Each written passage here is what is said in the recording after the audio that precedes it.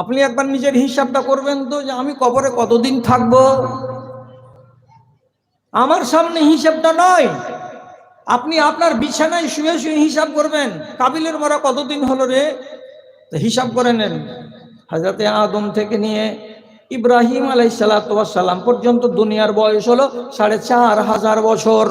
হযরতে ইব্রাহিম থেকে আমার নবী মুহাম্মদ সাল্লাল্লাহু আলাইহি সাল্লাম পর্যন্ত দুনিয়ার বয়স হলো আর ৪৫০০ বছর। তাহলে টোটাল এখানে হলো ৯০০০ বছর। এবং আমার নবী থেকে শুরু করে আজ পর্যন্ত দুনিয়ার বয়স কত হলো, তো কাছাকাছি ১৫০০ বছর। তাহলে টোটাল যদি আমি করি তো ১০,৫০০ বছর হলো। তাহলে আদমের বেটা হাবিলের কবরের ভেতরে যাওয়া কতদিন হলো ভাইরা, তো ১০,৫০০ বছর হয়ে গেল। আহারে, এতদিন ধরে কবরে পড়ে আছে। আমি যেদিন কালিয়াচকের এলাকায়, এই শেরশাহীর এলাকা থেকে, রান্নুচক থেকে, দক্ষিণ পাড়া থেকে, উমুমিন পাড়া থেকে কোনো এক জায়গা থেকে মরে যাব, আমাকেও আমার লোকেরা আমাদের কবরস্থানে রেখে দিয়ে আসবে। তা আমি কতদিন থাকবো আল্লাহ কবরের ভেতরে? কবে তোমার ফেরেশতা ইসরাফিল বাঁশি বাজাবে? কবর থেকে বেরিয়ে আমাকে হাসরের মাঠ দৌড়াতে হবে। তো তার জন্য আমার লিমিট কত? আমি কি 15 বছর থাকবো কবরে, না 20 বছর থাকবো? আপনি বলতে পারবেন? মরণের পর কবরের হালাতকে যদি জাগিয়ে তুলেন মগজে, তাহলে আপনার মনটা খাকসার হয়ে থাকবে। আর আপনার মতো মানুষকে ওয়াজ শোনাতে গেলে কিছুটা আপনার কাছ থেকে রেজামন্দি এবং ওয়াজগুলোর প্রতি আপনার স্বীকৃতি পাওয়া যাবে। আর যদি এরকম মিজাজ আর মন মানসিকতা না থাকে, তো তাহলে সারা রাত কুকুরের লেজকে যদি টেনে রাখা যায় আর সকালবেলা যদি দড়িটা খুলে দিত আবার জিলেবি হয়ে যায়, ওই রকম 1.5 ঘন্টা বক্তৃতা দেব আপনার সামনে আর দিয়ে চলে যাব। সকালবেলায় আপনি যেমন ছিলেন তেমনি থেকে যাবেন, একটুও পরিবর্তন হবে না। আপনাকে একবার ভাবতে হবে, হাসরের ময়দানে দৌড়ে যেতে হবে আপনাকে, আমাকে, সারা দুনিয়ার লোককে, কালিয়াচকের ছেলে এবং মেয়েকে। হাসরের মাঠটা কোথায় হবে? এই মাদ্রাসাতে 1 ডজন আলেম আছেন, খুব সত্য কথা বলছি। আল্লাহ পাকের নবীর স্ত্রী হযরত উম্মে সালমা রাসূলকে বলছেন, আল্লাহ রাসূল, হাসরের মাঠ কোথায় হবে একটু বলুন না। নবীজি বলছেন, প্যালেস্টাইনের এলাকা যখন অবিভক্ত ছিল, যখন ছিল সেটা সিরিয়া, নবীজি বলছেন এই সিরিয়ার বিশাল এলাকায় আল্লাহ রাব্বুল আলামিন হাসরের মাঠ বানাবেন। কিন্তু এই জমিনটা সেই জমিন হবে না, এই জমিনের মতো উঁচু নিচু জায়গা থাকবে না, এই জমিনের মতো গাছপালা, নদ নদী, পাহাড় পর্বত থাকবে না। সেদিন জমিনটা কেমন হবে? ইয়াউমা ইউবাদদালুল আরজু গায়রাল আরজে, এই জমিনকে সম্পূর্ণ আল্লাহ রাব্বুল আলামিন বদলে দিয়ে নতুন সমতল জমিন বানাবেন, নতুন সমতল মাঠ বানাবেন। মাঠটা হবে কোথায়? তো সিরিয়ার এলাকায়। কবর থেকে উঠেই হাদিস বলছে ইউহুশার, সবকে তেড়ে জমা করা হবে। এই দৌড়া, বসে কেন আছিস? কোনো মানুষ বসে থাকবে না, উঠা মাত্রই দৌড়াতে শুরু করবে। ওকে কেউ বলতেও যাবে না যে বাংলাদেশের দিকে দৌড়াবো, না এদিকে দক্ষিণ দিকে মুখ করে শ্রীলঙ্কার দিকে দৌড়াবো, না উত্তর দিকে মুখ করে সোভিয়েত ইউনিয়নের দিকে, রাশিয়ার দিকে দৌড়াবো। কেউ বলতে যাবে না, উঠেই পশ্চিম দিকে দৌড় লাগাবে। কোথায়? তো হাসরের ময়দান।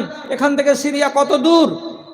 প্লেনে যদি যাওয়া যায় আর দুবাইকে ভায়া করা যায়, তাহলে 7 ঘন্টা টাইম লাগবে প্যালেস্টাইনের মাটিতে যেতে কিংবা বাগদাদ শহরে নামতে। তাহলে একটা প্লেন যদি ঘন্টাতে 700 কিলোমিটার চলে আর তাকে 7 ঘন্টা সময় লাগে, তাহলে 7 সাথে 49, 5,900 কিলোমিটার রাস্তা আপনার মতো একটা মানুষকে শেরশাহীর কবরস্থান থেকে উঠে দৌড়াতে হবে। আর রাসূলুল্লাহ বলছেন পায়ে চপ্পল থাকবে না, গায়ে 1 ইঞ্চি কাপড় থাকবে না, এবং যেমন তুমি মায়ের পেট থেকে পয়দা হয়েছিলে বিনা খাতনা দেওয়া, ওই রকম বিনা খাতনা দেওয়া তোমাকে দৌড়াতে হবে। সেদিন কেউ পানি নিয়ে এগিয়ে আসবে না, জায়গায় জায়গায় দাঁড়িয়ে একটু জিরিয়ে নেবে, জিরিয়ে নেওয়ার কোনো ব্যবস্থা থাকবে না। এবার চলো দৌড়াও, এখান থেকে দৌড় লাগাও। তাহলে এই ভীষণ যাত্রা হাসরের ময়দান পর্যন্ত আমাকে দৌড়াতে হবে।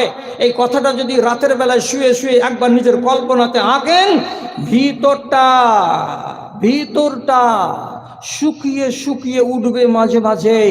আর যদি নিজের ভেতরে কোনো রকমের পরিবর্তন লক্ষ্য করেন, তাহলে জানতে হবে যে আমার সামনে যদি কেউ ওয়াজ করে তাহলে ওয়াজ কাজ দেবে। আর যদি ভিতরে কোনো রকমের পরিবর্তন লক্ষ্য না করতে পারেন, তাহলে আপনি জানবেন আপনার হৃদয়টা পাষাণ, আপনাকে সোজা করা মুশকিল আছে। ভাইজান, আমি কি আয়াত পড়েছি? যাদের সামনে কোরআনের কথা রাখা হয়, তারপরে তারা সেটাকে কান দিয়ে শোনে, শোনার পরে বুঝে, আর বুঝার পরে সীমানার বাইরে যখন চলে যায়, তো যেমন তার চরিত্র থাকে সে আবার হয়ে যায়। তাহলে এই মানুষটার মতন অপরাধী আল্লাহর দুনিয়াতে কে আছে? শুনলে কেন? তুমি যদি না মানবে তো তোমাকে শোনার জন্য কে বলেছিল? অযথা এইখানে বসে বসে এতক্ষণ সময় কেন নষ্ট করলেন? আদের মরণ লীলা নুহের তুফান, আদের মরণ লীলা নুহের তুফান, এ কিসের পরিণাম জেনেছো সবাই। ধর্ম ধারে না যেমন শ্রীগাল কুকুর, এমন জীবন তবে কেন গড় হয়, এমন জীবন তবে কেন গড় হয়। ওয়াস্তের আগে ভাই রাস্তাটা দেখে নাও, নইলে বিপদ হবে রাতের বেলায়। গজবেরও বেড়া জালে ঘেরা পড়ে দেশবাসী, শহর বিলীন হয়ে যায়। ক্রোধের আগুন জ্বলে উঠে বিধাতার, মানুষ যখন মাতে অশুভ খেলায়। গজবেরও বেড়া জালে ঘেরা পড়ে দেশবাসী, শহর বিলীন হয়ে যায়, শহর বিলীন হয়ে যায়। জীবনটা কেমন কাটছে? আমার চোখ দিয়ে দেখেন তো, আমার চোখ দিয়ে দেখতে গেলে আপনিও বলবেন মুসলমানের নরনারীর জীবনটা অধিকাংশই শিয়াল কুকুরের মতো জীবন কাটছে। তার মানে কি?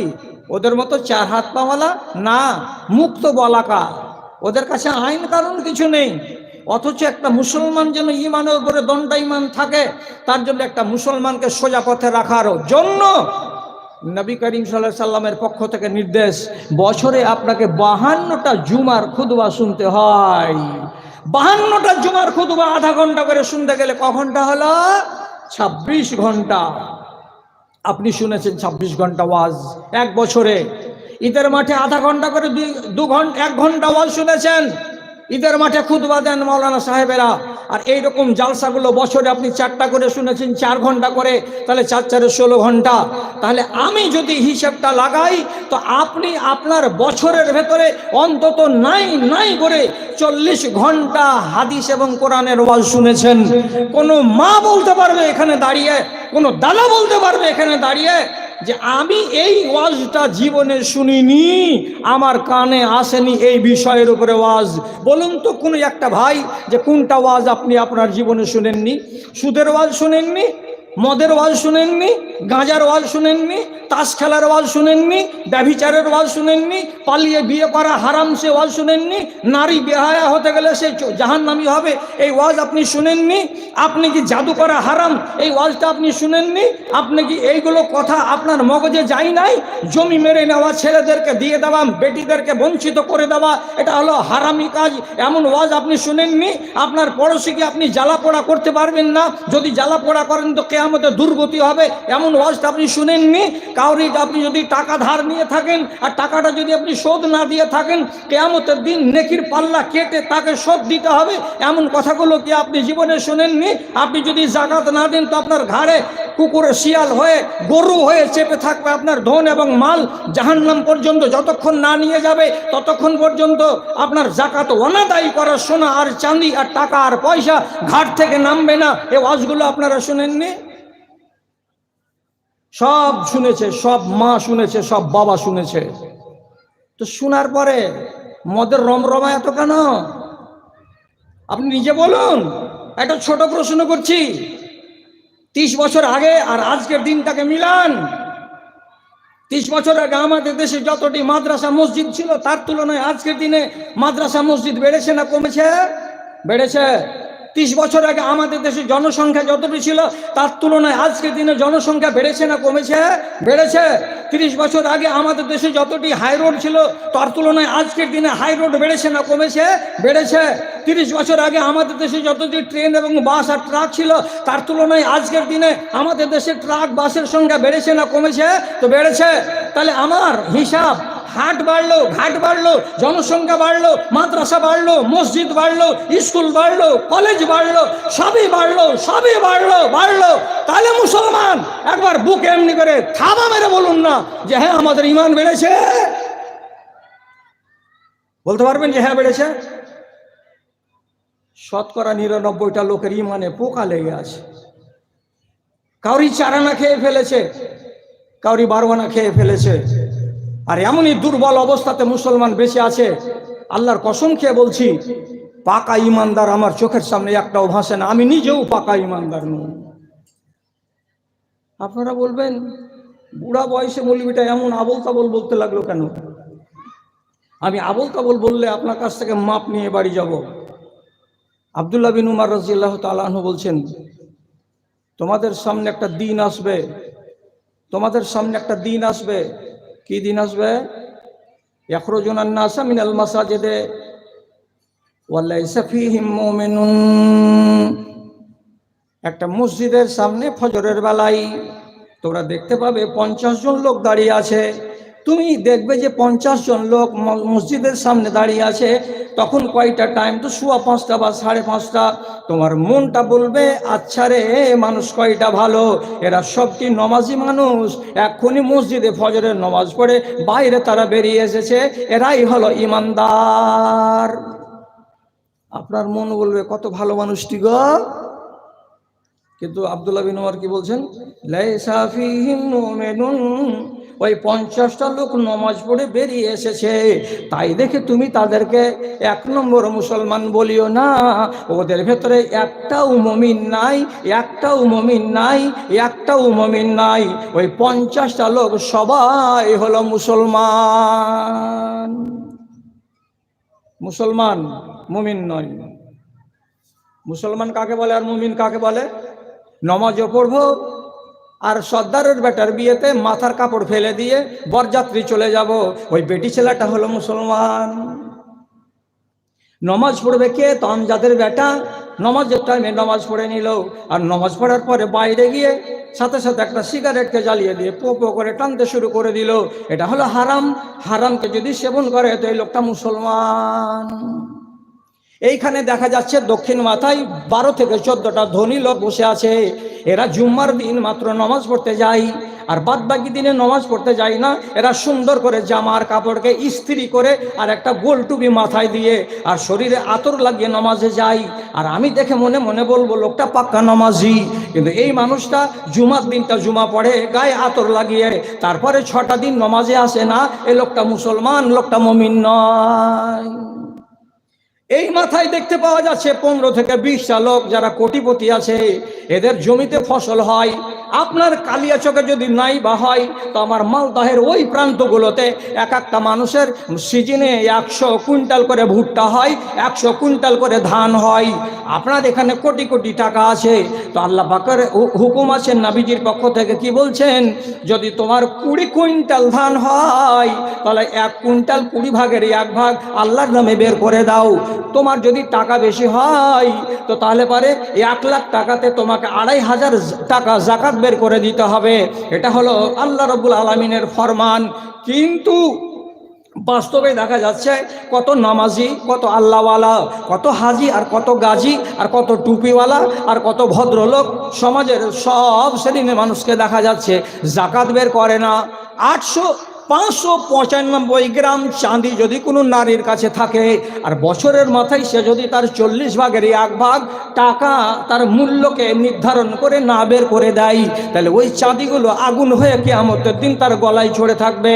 একটা মানুষের কাছে যদি 4 লক্ষ টাকা থাকে তাহলে 4 আড়িয়া 10,000 টাকা যাকাত যদি না বের করে দেয় তো টাকাগুলো তার ঘাড়ে জানোয়ারের আকারে চড়ে থাকবে।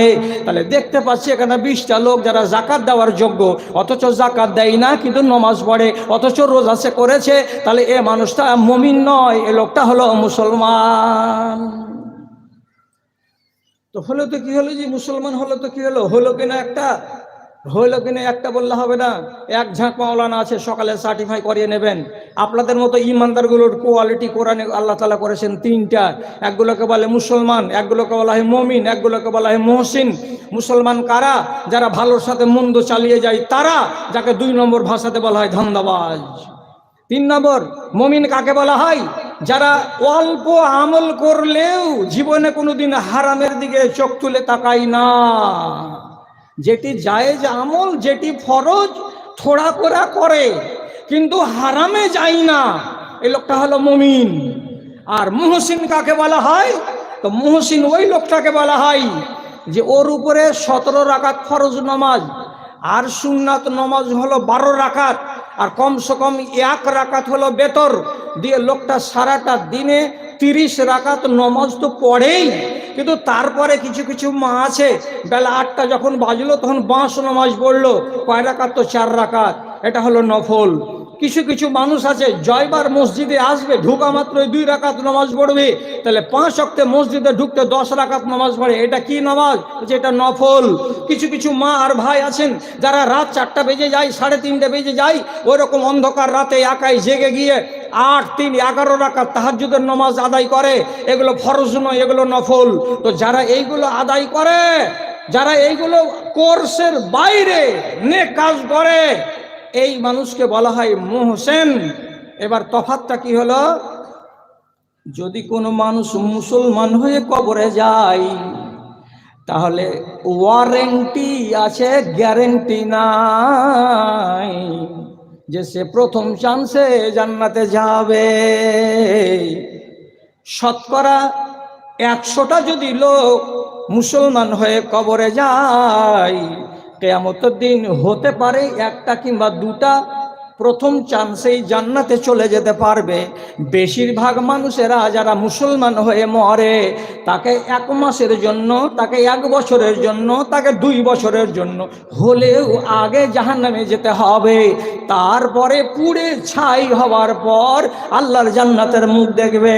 আর যারা মুমিন হয়ে মারা যাবে, যারা মুহসিন হয়ে মারা যাবে, তারা যেমনি মারা যাবে তেমনি তারা জান্নাতে যাবে, এদেরকে জান্নাত থেকে কেউ আটকাবে না। একগুলো ডাইরেক্ট জান্নাতি আর একগুলো ইনডাইরেক্ট জান্নাতি। তো যারা মুসলমান তারা ইনডাইরেক্ট জান্নাতি। এবার আপনি বলেন, আব্দুল্লাহ বিন উমর যে চোখ দিয়ে দেখেছিলেন, এটাকে ব্যাখ্যা করি। 50টা লোক নামাজ পড়ে বেরিয়ে আসলো, তো বলছি একটাও মুমিন নাই, সবটি মুসলমান। কেন? তো বলছে দেখো না জি, খুঁজে জি 50টার ভিতরে যখন চেক করে দেখতে গেলাম, এর ভিতরে 4টা মানুষ পাওয়া গেল চুল পেকে গেছে, দাড়ি পেকে গেছে, অথচ মানুষটা ফজরের নামাজ পড়ে এলো, আর আসার পরেই পকেট থেকে নাপাক জিনিসকে বের করে সাদা একটু চুন লাগিয়ে লুকিয়ে লুকিয়ে কচলাইছে, আর কচলাতে কচলাতে মুখের ভিতরে কোনায় ভরে দিয়েছে। আব্দুল্লাহ বিন উমর বলছেন পাক্কা হারামি লোক। এটা মুসলমান, এটা মুমিন লয়। হারাম জিনিস মুখে ঢুকালি কেন? তোর কেমন নামাজ যে তোকে হারাম থেকে আটকাতে পারলো না? কয়টা বাহির হলো জি? বুঝে 4টা। তার ভিতরে কয়েকটা লোক ছিল, তোরা কি করো? বুঝে ডিলারের চাকরি করি। নামাজ পড়ে এলো, বলছে হ্যাঁ। জামাতে? তো বলছে হ্যাঁ। আর ডিলার চাকরি করে এসে ফের বসে গেল গম বিতরণ করতে। হঠাৎ করে বলছে তোমাকে 7 ব্যাপারটার ভিতরে 2 ব্যাপারটার লিঙ্ক মিলে না, 5টার টাকা পাবে, বাকি পাবে না। খালি খাতাটাকে এমনি করে টিপলো, টিপার পরে 5টাই দিল। তো 5 কেজি করে পাবে, তো 4.5 কেজি করে দিল। 4.5 কেন করলে জি? তো বলছে বস্তাগালা রাস্তা রাস্তা আপাস খেয়েছে, ছিঁড়ছে, কত বাড়াইছে, কত কি হয়েছে, আমাদের কাছে শর্ট আসছে। তো বাবা শর্ট আমরা কুঠে থেকে পুরাবো, তোমরা যদি না পুরাবে তো আমার 5 কেজির ঘাট থেকে 1/2 কেজি শর্ট টেনে নিল। কে? তো লিডার, ডিলার। ফের আসর রাজান পড়লো, মসজিদে চলে গেল। পাক্কা নিমুখ হারাম। আর একটা বেটি ছেলেকে ওয়াজ করে গেছি কি, আল্লাহ রসুল বলছেন মেহেন্দি লাগাও, তোমার হাত যেন আইন হয়ে না থাকে। সহি হাদিস বলছি, টাইম কম আছে, তাতে মানুষ বুড়া, বেশি বলতে পারি না। মেহেন্দি লাগাও, তোমার হাতখানে যেন ফিকা সাদা না হয়ে থাকে। তো মেহেন্দি লাগাতে আল্লাহ তাআলা নবী মেয়েদেরকে বলছেন জিনাত করো। ঠোঁট লাল করবো মৌলানা? একদম লাল করো, চকচকা করে। টিকলি লাগাইতে পাবো? লাগাও, দীপা দাস মুন্সির সমান বড় বড় টিকলি। আচ্ছা, গালে খেয়াল লাগলি লাগাতে পাবো? হ্যাঁ পাবো। কিন্তু কোরআন কি বলছে? সুন্দর করে চকচকা করে তুমি ফেয়ার লাভলি মেখে চেহারাটাকে একেবারে গোলাপের মতো করে দাও। লাল লাল টিপ লাল লাল তুমি ঠোঁটটাকে ঠোঁট পালিশ দিয়ে সুন্দর করে দাও। আর তুমি কপালের মাঝখানে একটা বিন্দিয়া লাগিয়ে দাও, হাতগুলোকে সুন্দর করে রঙিয়ে দাও। ঠিক আছে, এটার নাম হলো জিনাত করা। ইসলামে জিনাত করা জায়েজ আছে। কিন্তু আল্লাহ রাব্বুল আলামিন কোরআন মাজিদে বলছেন ওয়ালা তুবদিনা জিনাতাহুন্না, ওরে নারীরা তোমরা তোমাদের এই জিনাতগুলো 6টা বেটা ছেলেকে দেখাতে পাবে, 6টা বাদ দিয়ে 7 নম্বর কোনো পুরুষকে দেখাতে পাবে না। কে 6টা বেটা ছেলে? তো বলছে তোমার স্বামী দেখতে পাবে এক, তোমার বাপ দেখতে পাবে এক, তোমার ভাই দেখতে পাবে এক, তোমার শ্বশুর দেখতে পাবে এক, এবং তোমার ছেলে দেখতে পাবে এক। আর তোমার বাড়িতে যদি নাবালক কোনো বাচ্চা থাকে যেটা কাজ করে, তো কাজের ছেলেটা নাবালক যদি হয় তো সেই ছেলেটা তোমার জিনাত দেখতে পাবে, তোমার লাল ঠোঁট দেখতে পাবে, তোমার গাল দেখতে পাবে, তোমার যতগুলো সৌন্দর্য আছে সবই দেখতে পাবে। এই 6টা মানুষকে বাদ দিয়ে 7 নম্বর মানুষ যদি কেউ দেখে নেয় তো সোজা সোজা বাংলায় ওরে রোকেয়া আমেনা মাস্তারা মার্জিয়া সুলতানা রিজিয়া তোমার খবর আছে, খবর আছে। কালিয়াচকের কয়টা বেট ছেলে বিনা টিকলি তার বিনা ঠোঁট লাল করাতে আর মাথার কাপড় না ফেলে কে যায় কালিয়াচকের বাজার? কলকাতা মলে কয়টা যায়? সর্দারের বাড়িতে বিয়ে লাগে তো 50টা মেয়ে ছেলে সাজগোজ করে আসে। আমি গরম দেখিয়ে বলছি, একটা কোনো নারী যুবতী বা একটা কোনো মা, বয়স্কা মা কেউ বিয়ে বাড়িতে গিয়ে নিজের শালীন পোশাক পরে থাকে না। যারা যুবতী তারা তো কাঁটা লাগা পোশাক গায়ে দিয়ে আছে, ওকে মাথা না খুললে তো পোশাকের পয়সাই উঠলো না। আর যারা মা খালা তারা শাড়ি পরে, আদি যুগের মায়েরা যদি শাড়ি পরে তাহলে 90টা মায়ের পেটের একটা অংশ খোলা থাকবেই থাকবে, ও ঢাকা যাবে না। তাহলে কোরআন বলছে এক কথা, তুমি করবা আর এক কথা, আর তারপরে নমাজও পড়ো, রোজাও করো, করার পরে তুমি কবরে যাবে। আব্দুল্লাহ বিন উমর কি বলছেন? এটা মুমিন নয়, এটা মেয়ে লোককে কিছু মুসলমান হয়ে মরে গেলে কি হবে?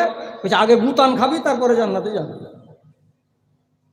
এখন আমার ব্যাখ্যা তো আপনারা কেউ মানবেন না, যুগটা এইগুলো ব্যাখ্যা মানার নয়। এখন না মানতে গেলে জোর করে তো আপনাকে আমি মানাতে পারবো না। অতএব এটাকে সার্টিফাই করতে হবে লোকাল ওলামাকে দিয়ে। ওনারা যদি এটাকে আমার সমর্থন করে দেন তাহলে আমার রেহাই, আর আমাকে যদি ওনারা সমর্থন না করেন তাহলে আগামী বছরের জন্য আমার রাস্তা বন্ধ। কেন বলে গেলে এত গাজরি করে কথা? 52টা জুমার খুতবা শুনিয়ে আপনাকে সোজা করতে পারলাম না। বলবো কারে শুনবে কে রে, বলবো কারে শুনবে কে রে, আছে কাহার জিন্দা প্রাণ, দেহখানা মরে গেছে খাড়ো আছে দুটো কান, খাড়ো আছে দুটো কান। কাকে শোনাবো? ওয়াজ করার পরে ওয়াজ যদি কাজ না করে তাহলে এর দোষটা কি, কেমন দোষ? এইটার সম্বন্ধে আপনাকে হাদিস বলছি, আল্লাহর কসম একটাও বাঁকা কথা আপনাকে বলে আপনাকে ঠকে আমি এখান থেকে যাব না। রাসূল করিম সাল্লাল্লাহু আলাইহি ওয়াসাল্লাম বলছেন, এই ইনসান, তোমাদেরকে অনেক নিয়ামত দিয়েছি আমি, অনেক নিয়ামত দিয়েছি দুনিয়াতে, সব নিয়ামত ফিরিয়ে নিব আমি এক এক এক করে, সমস্ত নিয়ামতকে আমি আসমানে টেনে নিব। আপনি জিজ্ঞেস করেন আল্লাহ রহমত বরকত, জমি খেতি বাড়ি বাড়ি ঘর আসবাবপত্র কোনটা আগে তুমি নিবে? তোমার নিয়ামতের আমার কাছ থেকে ছিনিয়ে সর্বপ্রথম নিয়ামত দুনিয়া থেকে উঠবে কোনটা? রাসূলুল্লাহ বলছেন আউয়ালু মা ইউরফাউ মিন হাযিহিল উম্মাতে আল খুশু। আমি এই দুনিয়ার মানুষের অন্তরের ভেতর থেকে আমার ভয়, যাকে বলা হয় খাশিয়াতে ইলাহি, আল্লাহর ভয়, নর এবং নারীর অন্তর থেকে প্রথম আমি এটাকে টেনে বের করে নেব, আর তার অন্তরটাকে ফাঁকা ফেলে দেব। তার ভেতরে আল্লাহর ভয় বলে থাকবে না, তার অন্তরের ভেতরে আল্লাহ ভীতি কি জিনিস থাকবে না। আর যখন কোনো মানুষের অন্তরে আল্লাহর ভীতি থাকবে না, আল্লাহর ভয়ই থাকবে না, তখন ওই মানুষটা চুরি করতে গেলেও তার হাত কাঁপবে না, ওই মানুষটা ব্যভিচার করতে গেলেও তার মন কাঁপবে না, ওই মেয়ে ছেলেটা বেপরদা হয়ে বাজার যেতে গেলেও তার ভেতর কাঁপবে না, ওই মানুষটাই যখন বেনামাজি হয়ে দিন সারা দিন ঘুরে বেড়াবে তখন তার ভেতরটা একবারও কেঁপে উঠবে না। কেন? এগুলো কেন করতাম? তো আল্লাহর ভয় করতাম। ভয়টা তো আল্লাহ কেড়ে নিয়েছেন, এখন কিসের জন্য এগুলো মানতে যাব? আমরা কেউ মানব না। আল্লাহর ভয় যেদিন দিল থেকে বেরিয়ে যাবে সেদিন মানুষ একেবারে বেলাগাম হয়ে যাবে। আর দুনিয়াতে যেদিকে তাকাবেন, যেদিকে নজর দিবেন, শুধু বেলেল্লাপনা, শুধু বেহায়াপনা, শুধু উচ্ছৃঙ্খলপনা এবং মানুষের ভেতরে অসভ্যতা এবং বর্বরতা, শুধু এটাই এটাই এটাই দেখতে পাবেন। ভাই কবে দেখতে পাবো এটা? কবে দেখতে পাবো? তাহলে আপনি বিশ্বাস করবেন যে আমার অন্তর থেকে আল্লাহর ভীতি পালিয়ে গেছে? কি করে বুঝবো যে আমার অন্তরে আল্লাহর ভয় নেই? তো বুঝবেন কি দিয়ে? তো আপনাকে 3টা লক্ষণ বলে দিচ্ছি। চোখে যদি দেখতে পান তো আর কোনো মাওলানার কাছে যাবেন না, নিজে নিজেই ফাইসালা করে নেবেন আল্লাহ আমার অন্তর থেকে তার ভয় ভীতিকে বের করে দিয়েছেন, আর নাই কিছু বাকি। নাম্বার 1, আল্লাহ তাআলা নবী বলছেন, ইন্নাল্লাহা ইয়াকবিজু শারিতাহু মিন আহলিল ইলমি ওয়া ইয়াবকা আজাজাতান। এই গ্রামের ভেতরে 6টা 7টা 8টা 10টা বুজুর্গ নেককার দিনদার লোক অবশ্যই আছে, যারা জানুয়ারি মাসের কনকনে শীতের দিনে রাত্রি 4:30টার সময় হুটুর হুটুর করে হাঁটতে হাঁটতে অন্ধকারে আল্লাহর মসজিদে গিয়ে সুইচটাকে অন করে, আর করার পরে আজান দেয়। এখনো 4টা 5টা করে আছে প্রত্যেকটা গ্রামে। এই টোলাতে সামনে এই যে টোলাগুলো মুসলমানদের আছে, প্রত্যেকটা বাড়িতে বাড়িতে নয়, গ্রামে টোলাতে অন্তত 10টা বাড়িতে এমন মা আজও বেঁচে আছে, যেই মাটা পর্দানাসীন, যেই মাটা হারাম খায় না, যেই মাটা কোনো নামাজ ছাড়ে না, এমন পর্যন্ত কি দিনদারির অংশ তার ভেতরে পূর্ণ মাত্রায় রয়েছে। এই আঙুলে গোনা 10-12টা মেয়ে আর আঙুলে গোনা এই 10-12টা ছেলে, আল্লাহ তাআলা এরাকে এক এক এক এক করে উঠিয়ে নেবেন। পুরুষ লোকের মধ্য থেকে এইরকম দিনদার আল্লাহওয়ালা বুজরুগ আর বেঁচে থাকবে না। মহিলাদের মধ্য থেকে 2টা নেক কথা বলবে, পর্দার কথা বলবে, এমন দাদিগুলো আর গ্রামে বেঁচে থাকবে না। তখন কে বেঁচে থাকবে? নবীজি বলছেন, ওয়ায়াবকা আজাজাতান, যারা বেঁচে থাকবে তারা কি? তো তারা অপদার্থ, তারা পাতান, তারা ঝাইটন, তারা অসভ্য, তারা বর্বর। তাদেরকে গন্তির মানুষ বলা যাবে না, তাদেরকে গন্তির মুসলমান ধরা যাবে না। নারী যতটি বেঁচে থাকবে, ওই বুজরুগ নারীগুলো মরে যাওয়ার পরে যেগুলো নারী বেঁচে থাকবে তারা কেমন? তো তারা বেলেল্লাপনায় মত্ত থাকবে, তাদের হায়া থাকবে না, তাদের পর্দা থাকবে না, তাদের ভেতরে নমাজ থাকবে না, তাদের ভেতরে দিনদারি থাকবে না। তেমনি ছেলেদের মধ্যে থেকে এরকম শত শত মানুষ বেঁচে থাকবে, ছেলে বেঁচে থাকবে, যাদের ভেতরে দিনদারি থাকবে না। এগুলোকে কি বললেন নবীজি? আজাজাতান। আজাজানের মানে হলো ঝাইটন, মাটি, পাতান, ওয়াসার, এগুলো বেঁচে থাকবে। তো কেমন করে বুঝবো যে এটা ওয়াসার? কি দিয়ে বুঝবো যে এটা অপদার্থ? তো রসুল পরিচিতি দিয়ে বলছেন, লা ইয়ারিফুনা মারুফা ওয়ালা ইউনকিরুনা মুনকারা। যারা চোখের সামনে এটা ভালো কাজ এটা করো, এটা মন্দ কাজ এটা ছাড়ো, এমন বোধ বুদ্ধি রাখবে না। কোনটাকে মারুফ বলা হয়, কোনটাকে ভালো বলা হয়, কোনটাকে মন্দ বলা হয়, এরা কিছুই বুঝবে না। ভালো এটা ভালো, এটা তোমরা করো, মন্দ এটাকে তোমরা ছাড়ো, এমন বোধ বুদ্ধি ওই যুগের লোকের ভেতরে থাকবে না। তো যেই দিনকার ছেলেরা আর যেই দিনকার মেয়েরা কোনটা ভালো এটাও বুঝবে না, আর কোনটা মন্দ এটাও বুঝবে না, সেই দিন জানতে হবে এগুলো পাতান বেঁচে আছে, এগুলো অপদার্থ বেঁচে আছে, আর তাদের মধ্য থেকে দিনদার মানুষগুলো সব উপরে চলে গেছে। আগো মালদা কলেজে বিএ সেকেন্ড ইয়ারে পড়ছে, তো ওই বেটি ছেলেটাকে আমি অপদার্থ বলবো কেন? কালিয়াচক কলেজে থার্ড ইয়ারে পড়ছে একটা ছেলে, তখন রসুলের হাদিস শুনে আমি বলবো ভাই আপ আজা জাতান ই পাতান পড়ে আছে, এক আমি পাতান বলবো কেন? শর্ত কি দিলাম? যে লোকটা ভালো আর মন্দ কিছুই বুঝে না, এটা ভালো গ্রহণ করি, এটা মন্দ এটা ছেড়ে দিই, বলছে এগুলো কিছুই বুঝে না। কি দিয়ে বুঝলাম? কি দিয়ে বুঝতে পারা যাবে? গত 4 দিন আগে নেপালের সুনসারি জেলাতে জালসা করছি, 4টা ছেলে আমাদেরকে খাওয়াবার দায়িত্বে আছে, একটা 12 বছর, একটা 14 বছর, একটা 16 বছর, আর একটা মোটামুটি এর মাঝামাঝি বয়স হবে। আলহামদুলিল্লাহ 4টাই মুসলমানের বাচ্চা। যে মৌলানাটিকে খাওয়াবার দায়িত্বে আছে ওই 4টা বাচ্চারই চুলের ছাঁটনি দেখলাম এখান থেকে শুরু করে এইভাবে সোজা করে গেল, আর যে পাছা দিক পর্যন্ত একবারে বেলেট দিয়ে চেয়েছে নেড়া করে রেখেছে, আর এই উপরের অংশটুকুকে বসা ক্যাথা সেলাই করা মাইচা করে বানিয়ে রেখে দিয়েছে। আমি বলছি বাড়ি কোথায়? বলছি এই গ্রামে। তোমরা এখানে কেন? বলছে আপনাদের খিদমত করার লেগে আমাকে নিযুক্ত করা হয়েছে। আমি বলছি হবে, তোরকে গোষ্ঠীতে একটা ভালো মানুষ নাই যে তোরকে মতন চোট ঠাটিকে আমারকে খিদমত করার লেগে পাঠালছে? তোরকে নামে হাদিসে কি লেখা আছে তোরা জানিস? একটা ছোড়া বড় বড় চোখ করে দেখেছে, কি লেখা আছে জি মৌলানা, কি লেখা আছে আমাদের নামে হাদিসে? তো বলছে হাদিসে লেখা আছে কি, মান আখাযা মিন শারে রাসিহি শাইআন ওয়া তারাকা বাজ, কোন মানুষ যদি তার মাথার চুল কাটতে গিয়ে কোনো অংশকে কেটে নেয় আর কোনো অংশটাকে ছেড়ে দেয়, তাহলে এই লোকটাকে আমি নিজের উম্মত বলে গুনতে রাজি নাই। এটা আমার উম্মত নয়, এটা ডোমচামারের জাত, একে আমার উম্মতের লিস্টের ভিতরে ভরিও না। কে বলছে? নবীজি বলছেন তোকে উম্মতি আমি নিব না।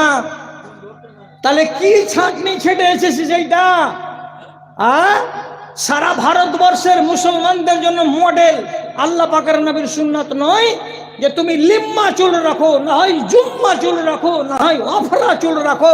ওইগুলো চুল না রেখে দিয়ে তুমি কি করেছো? তো মেসি মার্কা চুল রেখেছো। মেসির সাথেই জাহান্নামে যাবি।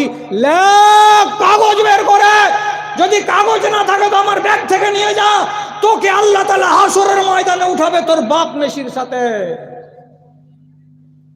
শরীয়তকে নিয়ে ফাজলামো করার জায়গা পাও না। একটা লোক চিরনি করে আসেনি আর এত বড় বড় চুল ঝাঁকড়া ঝাঁকড়া হয়ে আছে। রসুল ওকে কড়া কথা না বললে আর একটা লোককে ডেকে বলছে, আওয়ালা ইয়াজিদু হাজার রাজুল শাইআন মিম্মা ইউসাক্কিনু বিহি শারা রাসিহি। এরে বাবারা, এই গজুয়া লোকটা কি এমন কোনো কিছুই পায় না যে যার দ্বারায় তার মাথার ঝাঁকড়া চুল কয়টাকে একটু জুত করে নেবে, একটু সাইজে করে নেবে, এমন কি কোনো জিনিস সে পায় না। চিরুনি করলে ঝাঁকড়া থাকবে? থাকবে না। চিরুনি করে চুলটিকে জুত করে রাখো, রাসূলের নির্দেশ। আর ইবনে আব্বাস বলছেন কি, আমরা নিজে নিজে সাজতাম, সাহাবীরা কেমন হয়ে সাজতাম? দাড়িতে চিরুনি করতাম, মোচে চিরুনি করতাম, চুলে চিরুনি করতাম, আর মাঝে মাঝে মুখগুলোকে মুছে মুছে রাখতাম। কামা তাতাযায়্যানু লানা আজওয়াজানা, যেমন আমাদের বাড়িওয়ালিরা নিজের স্বামীকে খুশি রাখার জন্য যখন তখন মুখগুলোকে মুছে আর চিকন করে আর আয়না দেখে আর সুন্দর করে এই জায়গাটাকে ফেড়ে ফেড়ে জুৎসই করে রাখে, তো ও যেমন নিজের স্বামীকে খুশি করার জন্য জিনাত করে, তেমনি আমরা নিজেদের বিবিদের কাছে ভালো মডেল স্বামী হওয়ার জন্য আমরাও চিরুনি করতাম। আচ্ছা, ওই ছেলেটা কি জানে যে এটা মুনকার? তো জানে না। আবার যদি বলে যে এটা ভালো কাজ, ওকে বুঝে যে এটা ভালো? যদি ভালো বুঝতো তো আর বাপকে যে বলতো, বাপু তুই হার মতন করে কাট, এটা ভালো কাজ। তো রসুল কি বলছেন, এমন বেকুফের বাচ্চা পয়দা হবে সেই যুগে, কোনটা মুনকার তাও বুঝবে না আর কোনটা ভালো তাও বুঝবে না।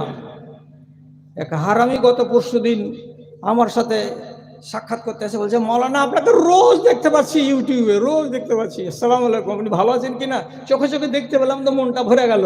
আর আবার কানে শয়তানের লিড ঢুকা আছে। আমি বলছি, তোর ব্যাটারি তো গরম করতে আছে ইংলিশ শয়তান। আর নির্লজ্জ, তুই যে একটা আলেমের সাথে দেখা করতে আলি, তো তোর কানে লিড কেন ভরা আছে? কারি বাসেতে তেলাওয়াত শুনছিস রে? জুতা মারার দুনিয়াতে জায়গা আছে আর উপরে। এখন এমন ছেলে আছে, আমি যদি এখানে আজ রাত থাকি আর থেকে সকালবেলায় শেরশাহের কোনো একটা দোকানে গিয়ে চা খেতে বসি, তো এই যারা এখানে মজলিসে যতটি লোক আছে এরা তো দেখলো যে এই পাক্কা দাড়িওয়ালা লোকটা শামসির নাম বদরুদ্দোজা, তারপরেও আমার পার্শ্বে বসে বসে ফাট করে পকেট থেকে বিড়ি বের করে দিয়ে বলে, মৌলানা সাহেব বাড়ি যাননি?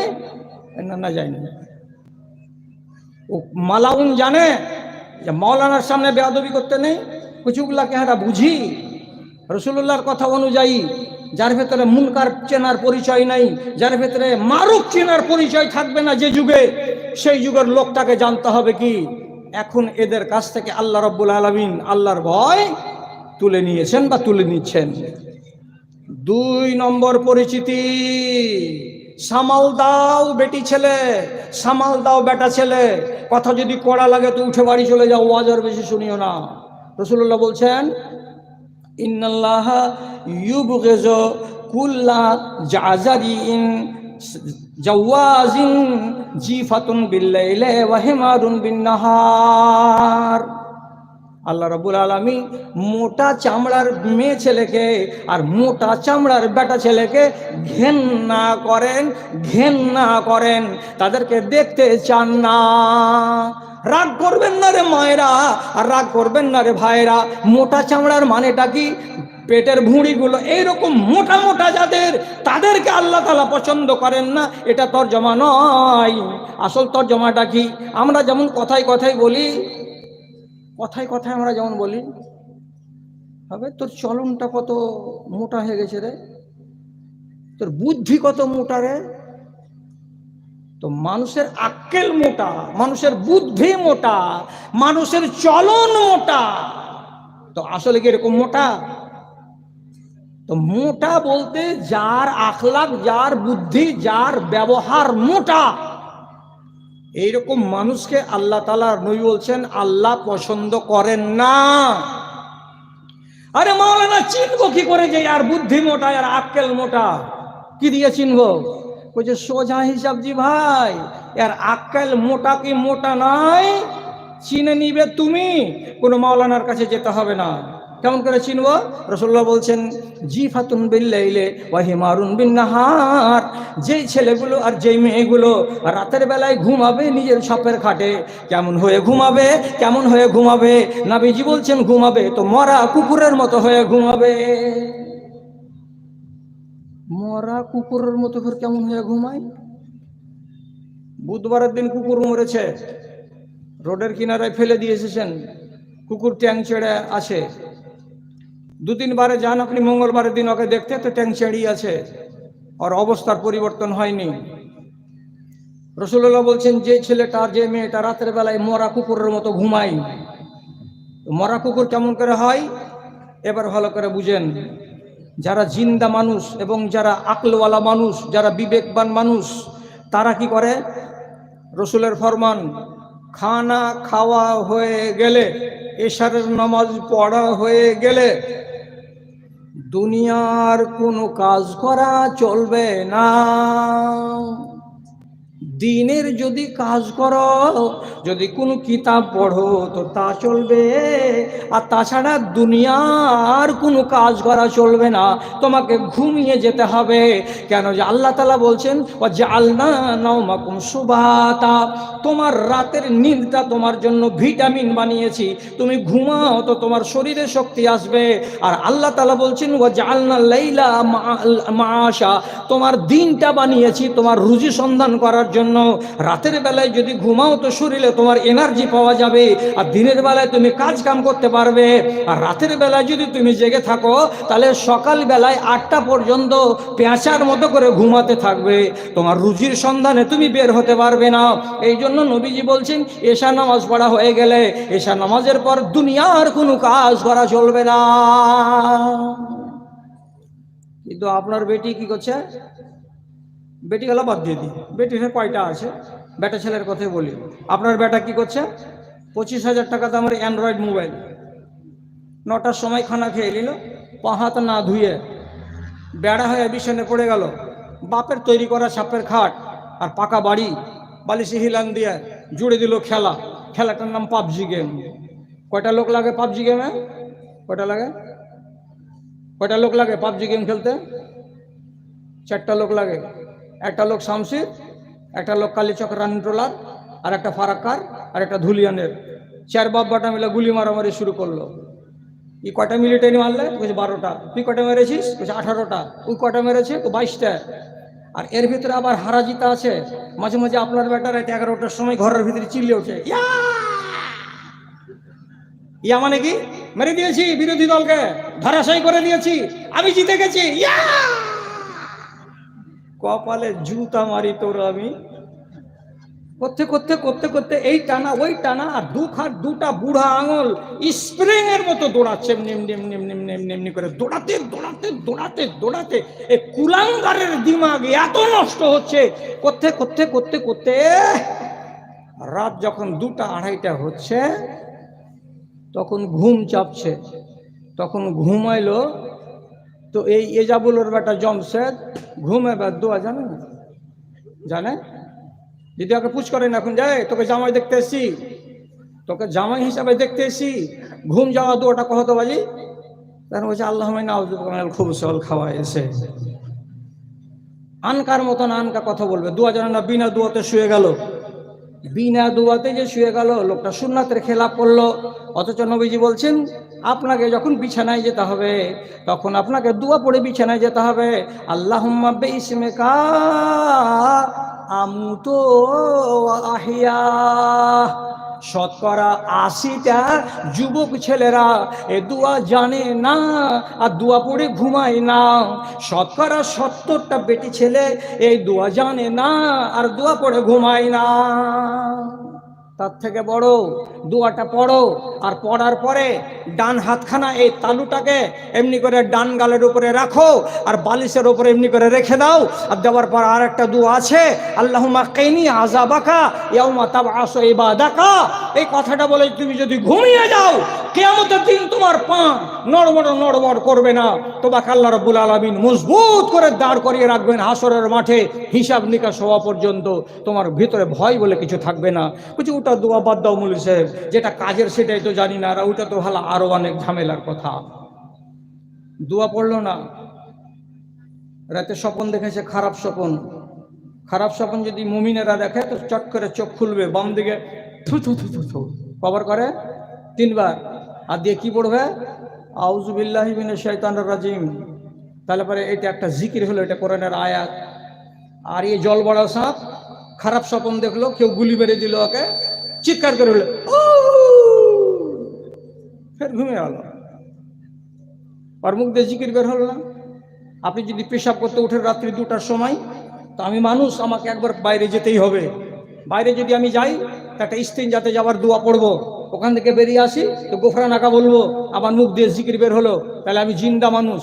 আর এই জালিম যদি পেশাব করতে যায়ও বা তো ঢুলবি আর ঢুলবে, ঢুলতে ঢুলতে পেশাবখানাতে গেল, পেশাব করে দিল, কোনখানে পড়লো না হিসাব করতে পারলো না, আবার চেনটাকে সামটে নিয়ে ওখান থেকে বেরিয়ে চলে এলো, কিছু যে বলতে হয়তো ওটা কথা বলতেও পারলো না। ফজরের বেলায় 4:45টার সময় আজান হলো, আয় সলাতু খায়রুম মিনান নাওম, এই যেন না নড়ে, এইটা এই যেন না নড়ে, তার জন্য ওর কাঠবাপ ইবলিশ শয়তান দৌড়ে আসে ওর কাছে, একটা নাই, ওর চেলা হাজার হাজার আছে,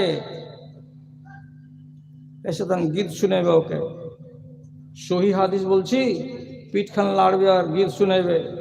গীত শোনাতে গেলে ছোট ছোট ছেলেপেরা নিন যায়, এই জন্য আগেকার মারা যে কোনো মা ছেলে হতে গেলে মিঠা মিঠা করে লুরি শোনায়। তো ইবলিশ শয়তান ওকে লুরি শুনাইছে আর পিঠখান লাড়ছে। ভালো ছেলে হলে, ভালো মা হলে ভালো গলা বলবে, চাঁদের বুড়ি চরখা কাটে চাঁদেরই দোলাই, খুকুমুনি যাবে সে থাই, এসরে সবাই, এসরে সবাই। কি কইছে?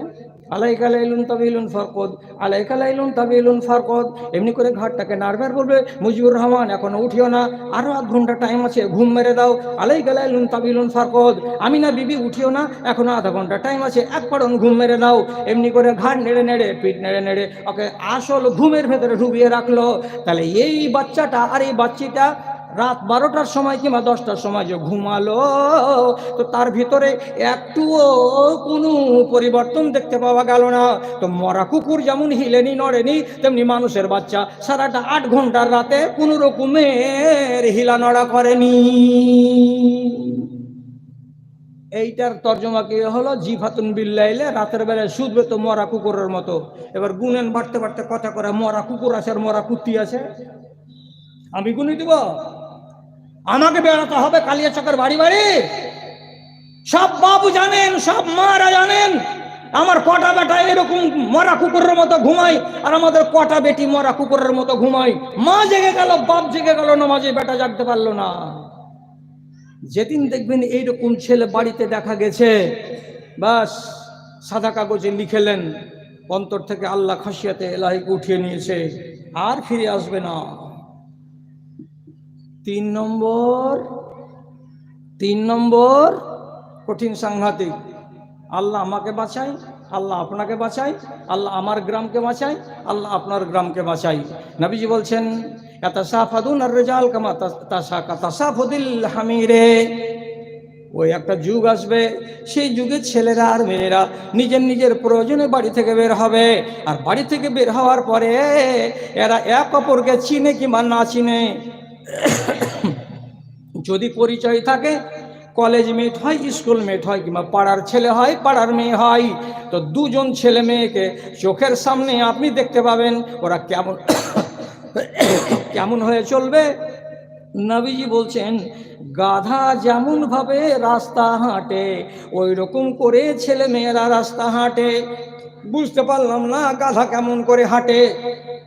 গাধার চরিত্র হলো কি? গাধার চরিত্র হলো এই, 3-4টা গাধা যদি একসঙ্গে হাঁটে, তো একটা গাধা আর একটা গাধার পাছায় ধাক্কা দেয়, একটা গাধা আর একটা গাধার পিঠের চুলগুলোকে কামড়ে দেয়, একটা গাধা আর একটা গাধাকে তার গায়ে গা মেরে দেয়। স্থির হয়ে গাধা রাস্তা চলে না, গায়ে গা লাগিয়ে ঠেলাঠেলি করে রাস্তা চলে।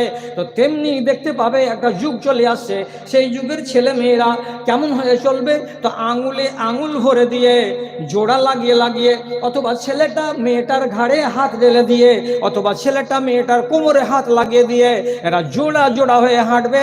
যেন মনে মনে এইটা মনে হবে, মেয়েটি বলছে হাতখান ধরে থাকি, না তো শয়তান পালিয়ে আর একটাকে ধরে নিবে, অথবা ছেলেটা মনে মনে বলবে আর হাতখানা ধরে থাকি, আর না তো কখন আমাকে ফাঁকে দিয়ে আর একজনকে ধরে নিবে। এই জন্য বাজারে যখন যাবে তারা হাত ভরাভরি করে, ঘাড় ধরাধরি করে রাস্তা হাঁটবে। চোখের সামনে দেখতে পাবে মসজিদের ইমাম বলছে ডন্ট কেয়ার মৌলানা, চোখের সামনে দেখতে পাবে নিজের দাদাকে চাচাকে, ডন্ট কেয়ার দাদা। তোমাদের যুগ ছিল বন্ধাত্মার যুগ, আমাদের যুগ হলো মডার্ন যুগ। এই যুগের মানুষেরা এই রকম করেই চলে, কাজে তের ছাড় নজর করে দেখতে হবে না, এটাকে হজম করে নাও। আপনাদের বাড়ি তো বাজারে নেই, কোন মানুষের যদি শখ থাকে তো দুবেলা খাদ্য দেবো, শামসিতে আমার বাড়িতে থাকেন, সকালবেলায় দেখতে পাবেন বোরখা গায়ে দিয়ে আছে, আর একটা ছেলের আঙুল এমনি করে আঙুল ভরে হাঁটছে, দেখে মনে হচ্ছে কি যে কোন থেকে আসামি ধরে নিয়ে এলো। Hi hi hi hi hi, কে হলো এটা তোমার? বলছে আমাদের গ্রামেরই ছেলে, এক জায়গাতে গেছিলাম, বাড়ি আসছি তো হাত ধরে ধরে হাঁটছি, যে ও যেন পড়ে না যায়, আমি যেন না পড়ে যাই। খুব ভালো কথা। যেদিন দেখতে পাবেন এইগুলো হচ্ছে চোখের সামনে, তাহলে এই যে আপনাকে 3টা লক্ষণ বললাম, আপনাকে মেনে নিতে হবে যে রাসূলুল্লাহর ওই হাদিস, মানুষের দিল থেকে ঈমান বেরিয়ে গেছে, আল্লাহর ভয় বেরিয়ে গেছে, এটা প্রমাণিত। আর 4 নম্বরেরটাকে যদি বলি, তো আমাকে স্টেজ থেকে নেমে আমার ট্যাক্সি পর্যন্ত যেতে দিবেন? এত সাংঘাতিক 4 নম্বরটা। কি 4 নম্বরটা সাংঘাতিক? তো রাসূলুল্লাহ বলছেন, ও তান্তে কররাই বাজাতো, গ্রামের ভেতরে অনেক শিক্ষিত লোক থাকবে, অনেক বিদ্যা বুদ্ধিওয়ালা লোক থাকবে, কিন্তু সেই যুগে এমন এমন মানুষকে দায়িত্ব দেওয়া হবে যে মানুষগুলার পেটে যদি 10 বার কিল মারা যায়, পিছন দিক দিয়ে হাওয়া বের হবে কিন্তু মুখ দিয়ে একটা বাণী বের হবে না। এমন অযোগ্য আর এমন অজ্ঞ, এমন নরাধম, এইরকম একটা মানুষকে সমাজের দায়িত্ব দিয়ে দেওয়া হবে। আর বিচারে বসে যাবে ওই লোকটা, আর বসে বসে গলা বাজিয়ে বড় বড় করে কথা বলবে। যদি তালাকের বিচার হয়, তো ঘুরে ঘুরে এই অযোগ্য নরাধম চেয়ারে বসে বসে সভাপতি হয়ে থাকবে, ওই বিচার করবে। একটা মৌলবীর দরকার মনে করবে না, একটা মাস্টারের দরকার মনে করবে না। তো যেদিন দেখতে পাবে গ্রামের মোড়ল হয়েছে কে, তো নরাধম। যেদিন দেখতে পাবে তুমি মসজিদের সেক্রেটারি কে হয়েছে, তো নরাধম। যেদিন তুমি দেখতে পাবে মাদ্রাসার সেক্রেটারি হয়েছে কে, তো একবারে অশিক্ষিত, ওয়াজও একবারে নিরেট বোকা মূর্খ। যেদিন তুমি দেখতে পাবে যে তোমার দেশের মোড়লি করে বেড়াচ্ছে, বিচার সালিশ করে বেড়াচ্ছে, কারা, কোন লোকটা, তো যে লোকটার কাছে ডিগ্রি নাই, যে লোকটার কাছে বিদ্যা নাই, যে লোকটার কাছে বুদ্ধি নাই, শুধু ডনগিরি করে বেড়ায়। আর এমন মানুষগুলো যেদিন সমাজের দায়িত্ব পেয়ে যাবে, তোমাকে জানতে হবে সমাজের ধ্বজাতে কিছু আর বাকি নাই। আল্লাহ রাব্বুল আলামিন দেশের মানুষের অন্তর থেকে তার ভয়কে টেনে নিবে। সমাজের ভার কাঁধে লইয়াছে, সমাজের ভার কাঁধে লইয়াছে গায়ের গুন্ডা যারা। 2 নম্বর যাদের জাত পরিচিতি, 1 নম্বর আজ তারা, 1 নম্বর আজ তারা। কোরআন হাদিস যত বসে করিয়াছে, কোরআন হাদিস যত বসে করিয়াছে, খোঁজ কাজীর লইল না। শত হাঁক দিলেও অচেতন জাতি, কেউ চেতন হইল না রে, কেউ চেতন হইল না। যেদিন দেখবেন এই হালাত, সেদিন বলবেন বারাত মরে গেছে। আর চিলিয়ে চেঁচিয়ে লাভ নাই, গাড়ি ওয়াজ শুনবেন, কিছুই ফল হবে না। পাপ করবে, খুশি মনে বাড়ি গিয়ে রাত কাটাবে, নির্দ্বিধায়, একবার অনুশোচনা করবে না। বাজারে যাবে, মিথ্যা কথা বলে হারাম মাল কামাই করে বাড়ি চলে আসবে, একবার ওর দিলটা কাঁপবে না। জি, পরিস্থিতিটা এরকম দাঁড়িয়ে যাবে। মানবতা বিলাপ করে কেঁদে কেঁদে কয়, মানবতা বিলাপ করে কেঁদে কেঁদে কয়, মানুষ যারা মরে গেছে এরা মানুষ নয় রে, এরা মানুষ নয়। মানব রূপে বেঁচে আছে অমানুষের দল, আর কতদিন থাকবি বসে ওরে নাদান বল। হাহাকারকে মুছে দিতে আমার সাথে চল, তোরা আমার সাথে চল। পানির দামে রক্ত বিকায় জ্ঞানীদের দেশে, পানির দামে রক্ত বিকায় জ্ঞানীদের দেশে। গরিবেরা ধনীরা সব ধনী হলো, গরিব চুষে চুষে রে, গরিব চুষে চুষে। চল দুনিয়াকে পাল্টে দি রে, দেখাই বাহুর বল, সে ও দুনিয়াতে মানুষ হয়ে কেন এলি বল। দুর্নীতিতে ভরে যাবে জি দাদা, সুনীতি থাকবে না, একটা হাদিস বানা লোক থাকবে না। যেটা কাজ করবে এই যুগের লোক সেই যুগের লোক, সবটাই দেখবেন হাদিসের উল্টা। তাহলে জেনে নিতে হবে মানুষের অন্তরে আল্লাহর ভীতি নাই। বহু দেখতে যাবে, দেখার দিন 6টা ছেলে, পাক্কা নাজায়েজ কাজ। দেখার 3 দিন পরে বায়না করতে যাবে, বায়না করার কথা হাদিসে লেখা নাই। 1 মাস পরে বিয়ে নিয়ে যাবে, তো 14 খান বোলেরো, 150টা বরযাত্রী, 30টা যুবতী বেটি ছেলে, একটাও হাদিসে নাই। বেটি ছেলেটাকে মোহর যতটি পারো দাও, যেটি পারবে না সেটা আগামী দিনে দিয়ে দিও, এটা হলো সুন্নাত। কিন্তু বেটা ছেলে বলছে আগে আমার মোহরটা দাও 2,80,000, তাহলে তোমার বেটিকে বিয়ে করবো না তো করবো না, এটা পাক্কা হারাম। শ্বশুরের বাড়ি খেয়ে আসবে 150 জন লোককে নিয়ে গিয়ে, ওটা হলো কাটবা, ওর মালের উপরে ময়া নাই। তারপরের দিন রান্নু চকে যেদিন ওর বাপের বাড়ি ভোজ হবে, তো 250 লোককে ভোজ খাইয়ে দেওয়ার পরে টেবিলে মুহুরিল বসিয়ে ঘাড়ে মশিনা গুইলা টাকা আদায় করবে, আমার বাপের ধানের দাম আছে। পাক্কা হারামি কাজ। বউ করে নিয়ে এসেছেন বাড়িতে, বউটা হলো আপনার বাড়ির আমানত। আমানতকে বউটাকে ঘরের 4 দেওয়ারির মধ্যে রাখো, এর উপরে যেন মুচি ধুবি চামার ধোপা কামার কারোর নজর যেন না পড়ে। আপনি বউ করে নিয়ে এসেছেন, সকালবেলায় বাহির বারান্দাতে বসিয়ে রেখেছেন, 1.5 ভরি হার দিয়েছি, হারের লকেটখানা বউটার এই বুকের মাঝখান পর্যন্ত ঝুলছে। শাশুড়ি এসে কয়েছে রহিমাকে এখানকার কাপড়খান একটু হটিয়ে থো, হারখান যেন গোটাই দেখা যায়। এত দূর পর্যন্ত হার দেখাবার জন্য বৌমা বুক খুলে বসে আছে। মুসলমানের বাড়িতে মুসলমানের বেটিরা ওড়নি মাথায় দেয় না, একটা পেতনি লাল কাপড় মাথায় দিয়ে আছে, ওকে বলছে চুন্নি। চুন্নি না কি কয়েছে? হ্যাঁ কি কহে? চুন্নি। যে চুন্নির মাথায় চুন্নি মাথায় দেওয়া আছে, কিন্তু ধর্মের চোর কাজে এই চুন্নি মাথায় দিয়ে রেখেছে। আর আপনার আর আমার মতো দুটা ভালো মানুষ এসে যে দেখবে, দেখা দুয়া দিবে, ও দুয়া দেওয়ার কেউ নাই। চোখ দিয়ে দেখে নিল কত বড় ব্লাউজের গলা, চোখ দিয়ে দেখে দিল ব্লাউজ 16 ইঞ্চি ঝুল না 8 ইঞ্চি ঝুল, মেয়েটার গলা টলা দেখে নিল, যেগুলো দেখা সম্পূর্ণ হারাম। 200টা টাকা দিল, বাইরে এসে গল্প করে করে বলছে মহিউদ্দিন ছেলেটা হুঁচলা, কিন্তু বহুটা খুব সুন্দর পেয়েছে, ভালো দোয়া দিয়েছিলাম। একটা এগুলো জায়েজ আছে, একটা একটা একটাও জায়েজ নাই। রাসূল কি বলছেন?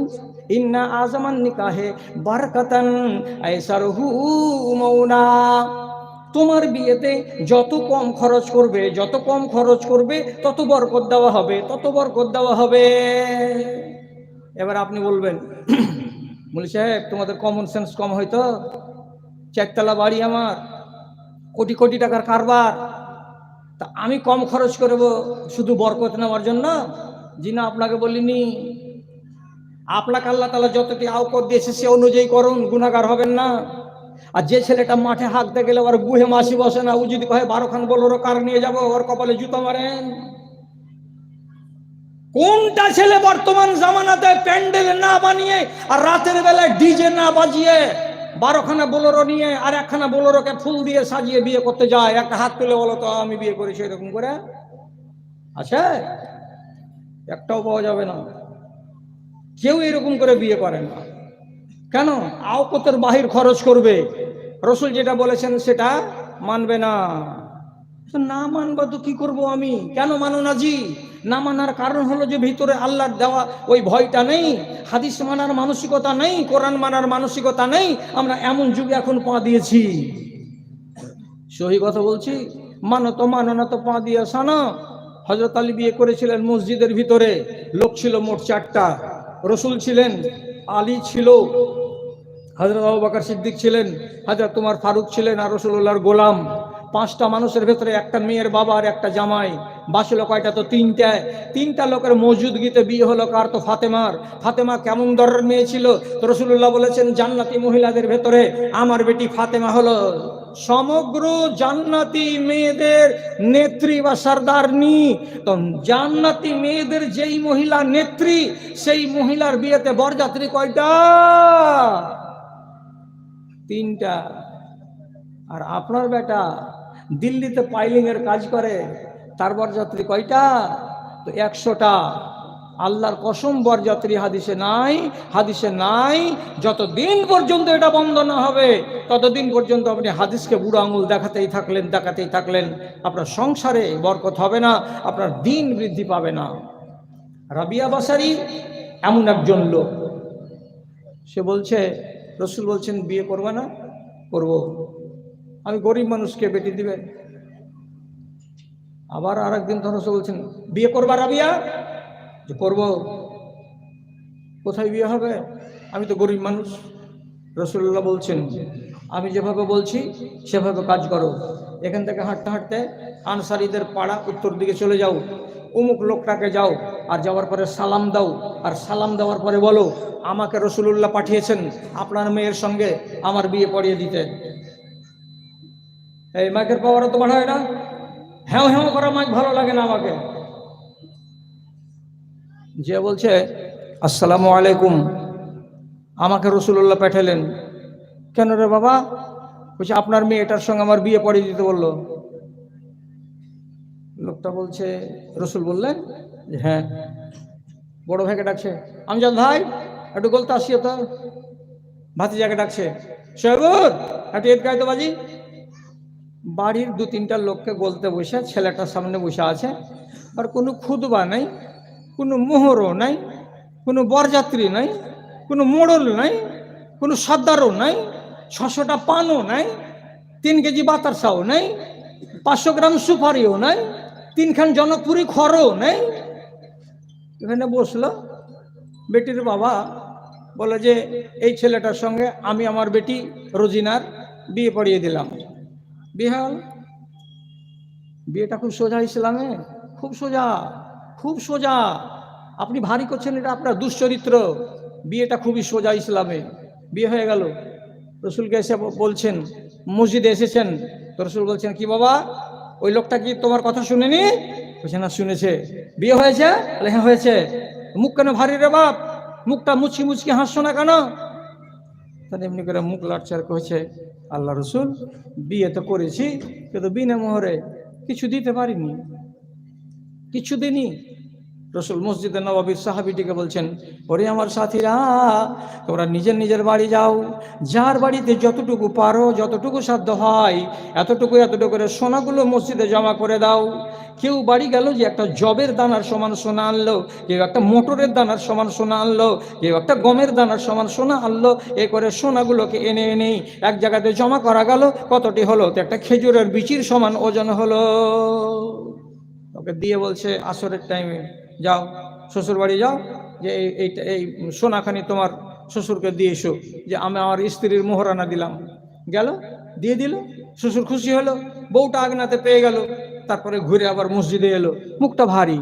রসুল বলছেন, হারে বাবা মোহরের ব্যবস্থা করে দিলাম, তারপরে আবার মন ভারী কেন? তো আল্লাহ পাকের রসুলকে ছেলেটা বলছে, আল্লাহ রসুল আপনার দরবারে এখানে যত মানুষের বিবাহ হয় আমরা দেখেছি তারা ওয়ালিমার দাওয়াত দেয়। ওয়ালিমার দাওয়াত মানে কি? বিবাহ করার পরে 1 দিন কিংবা 2 দিন পরে যেই ছেলেটার বিয়ে হয়েছে সে ছেলেটা 10টা 15টা 20টা লোককে দাওয়াত খাওয়াই, আর দাওয়াত খাইয়ে সে কি করে মানুষের কাছ থেকে দোয়া নেয়, তাতে তার সংসারে বরকত হয়। এই জন্য এটাকে ওয়ালিমা বলা হয়। তো আমার যে বিয়ে হয়েছে, আমি গরিব মানুষ, তো মোহর তো আপনারাই দিলেন, আর লোকটা তো বিনা টাকায় বিয়ে করে দিয়ে দিয়েছে। আমার যদি ওয়ালিমা না হয় গরিব হওয়ার কারণে, তো আমার মনটা বিষ করবে কি করবে না?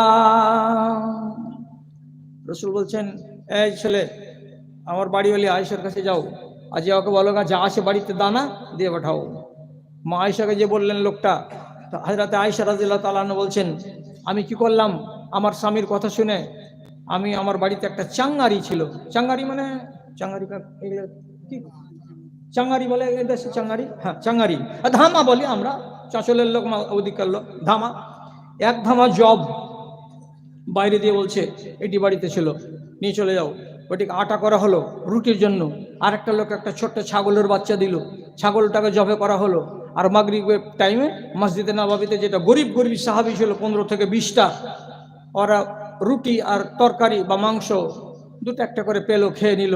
সবাই বলল বারাকাল্লাহু ফি হায়াতিকুম, আল্লাহ তোমাদের সংসারে বরকত দেয়। ওয়ালিমা হয়ে গেল। এবার ওয়ালিমা যখন হলো তখন ছেলেটা খুব খুশি। এবার আপনাকে জিজ্ঞেস করে বলছি, এটা হলো সুন্নতি তারিকা। সুন্নতি তারিকায় বিয়ে হলো, আড়ম্বরপূর্ণ বিয়ে নয়, এটা একদম সাদামাটা বিয়ে, কোনো খরচ টরচ নাই। আপনাকে যদি বলি এটা সুন্নতি বিয়ে হলো, এই মজলিসে কটা লোক আছে যে হ্যাঁ সুন্নতটাকে মানতে আমি রাজি আছি? কেউ আছে? আমি যদি লাইট জ্বালিয়ে খুঁজে বেড়াই কে আছো কে আছো কে আছো, কেউ রাজি হবে না যে এই সুন্নতি আমি বিয়েটাকে করব। তাহলে আমি কেন আজ করছি দেশের মানুষকে জীবন ধরে? আর আজকে 64 বছর কবরে যাওয়ার টাইম হয়ে গেল, যদি আপনারা আমার কথাই না শুনবেন তো। বাবা আমার, কম খরচে বরকত বেশি। কেন আপনার শ্বশুরের বাড়িতে 100টা লোক নিয়ে গিয়ে বেচারিকে গরু মারালেন, আর কেন তাকে প্যান্ডেল বানাতে হলো, কেন তাকে ডেকোরেশন ভাড়া করতে হলো, আর কেন আপনাদের জন্য নাস্তা করতে হলো? 100 জন লোক কি জীবনে কোনোদিন মেহমান হয়? মেহমান হয় তো কটা হয়? 3টা নেই, 4টা নেই, 5টা লোক হয়। 100টা লোককে কেউ মেহমান বলে? তোমরা সব ডাকাতি করতে গেছিলে লোকটার বাড়ি, গেলে কেন এতটি লোক? গেলে তো খেলে কেন ওর বাড়ি? কে তোমরা ওর বাড়ি খাবার? লোকটা যদি ওই টাকাটাকে আপনি বরবাদ না করতেন, সব মিলিয়ে জুলে 60,000টা টাকা, কোন একদিন নিজের বেটি আয়েশাকে বলতো, বেটি রে তোকে 60,000টা টাকা দিলাম, সংসারে কিছু করে টোরে খাবি।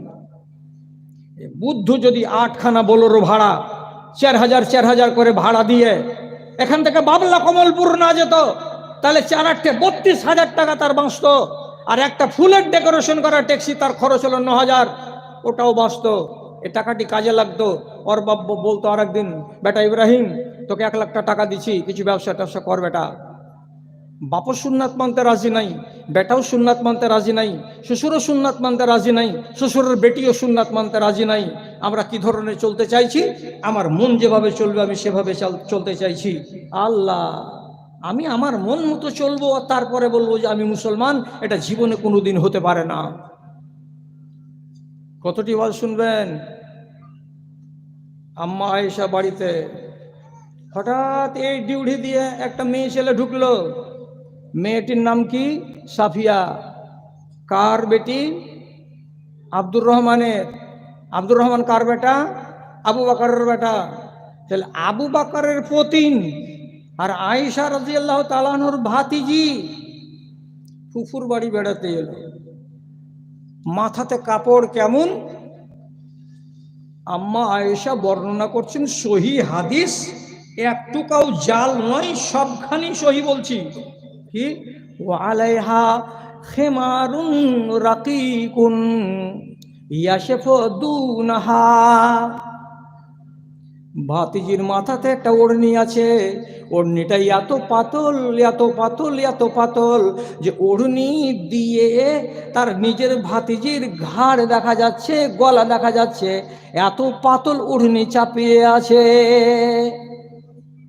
আম্মা আয়েশা জোর করে রেখে বলছেন, শুনে এখানে, এদিকে আয়। ভাতিজি থরথর করে কাঁপতে কাঁপতে ফুফুর সামনে খাড়া হয়েছে। ফাখাযাতহা ফাশাক্কাতহা। আম্মা আয়েশা করলেন কি?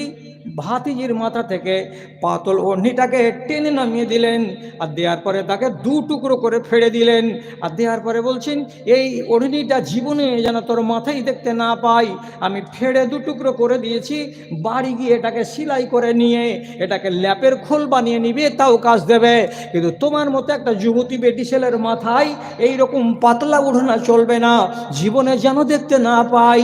এ কথাটা বলে আম্মা আয়েশা নিজের ঘরের ভেতর থেকে আর একখানা ওড়না নিয়ে আসলেন, যে ওড়নাটা ছিল গপসো এবং মোটা।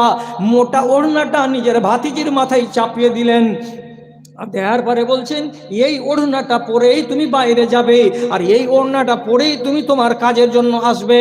এছাড়া তোমার কাঁধে যেন জীবনে কোনোদিন পাতল ওড়না দেখতে না পাই। কেন রে ভাতিজি, কেন রে, কেন রে? এই জন্য করলাম রে ভাতিজি, একটা নারী যদি জান্নাতে যেতে চায় তো তার 1 নম্বর শর্ত হলো কি? তাকে পরেজগার হওয়ার জন্য শর্ত হলো কি? তো তাকে পর্দানাসীন হতে হবে। নারী যদি পর্দানাসীন না হয়, তাহলে তার নামাজও কাম দেবে না, তার রোজাও কাম দেবে না, তার কোনোই ইবাদত কাম দেবে না। এই জন্য নবীজি কড়া করে হাদিসে বলেছেন, কোনো রমণী যদি পর্দা না করে আর কোনো রমণী যদি পাতল কাপড় পরে পরে চলে, তাহলে এই রমণী আল্লাহর জান্নাত তো যাবেই না, আল্লাহর জান্নাতের সেন্টও পাবে না। কত দূর থেকে? তো 40 বছরের রাস্তা থেকে। নামাজ পড়লাম, পর্দা করলাম না, জান্নাত হাতছাড়া। এই জন্য সকল মুহাদ্দিসিন বলেছেন, একটা নারী যদি পর্দা না করতে শিখে তাহলে ওকে আগে পর্দা শিখাও, তারপরে নামাজ পড়তে বলো। কেন? যে বিনা পর্দা করে কোনো রমণী যদি এই কাজ করে তাহলে ইবাদতগুলো কবুল হবে না, তার কাজ দেবে না। কত শিখায়, কতটি জিনিস আপনাকে আর শিখাতে হবে। বন্ধুরা আমার, এইভাবে বলে বলে বলে বলে আমি আমার কওমকে এত সজাগ সচেতন করে দিয়েছি, কিন্তু শুধু একটি মাত্র দোষ হলো আপনার আর আমার মাঝখানে, এই আমাদের কোনো জিনিসের অভাব নাই, শুধু একটা জিনিসের অভাব আছে, যে আমরা মানতে পারি না, আমরা মানতে রাজি নই। আর সাহাবীদের চরিত্র হলো কি, কোনো একটা কথা জানে না, আর যদি কেউ বলে দিল তো সাথে সাথে তক্ষুনি মেনে নিল, এটা হলো তাদের নীতি। দলিল প্রমাণ, রসুলের একটা হাদিস আছে, রসুল বলছেন নি'মার রাজুল খুরাইম। আরে মদিনাতে একটা জোয়ান ছেলে আছে, তার নাম খুরাইম। খুরাইম ছেলেটা কত ভালো জি, যদি তার দুটা রোগ না থাকে। কথা বুঝেন, শেষ করে দিচ্ছি, লম্বা করবো না। খুরাইম ছেলেটা কত ভালো হতো যদি তার দুটো রোগ না থাকতো। কি দুটো রোগ? তো রাসূলুল্লাহ বলছেন তুলো জুম্মাতেহি ওয়া ইসবালু ইজারিহি, লোকটার ঘাড়ের চুলগুলো সুন্নতি, যার নাম হলো জুম্মা।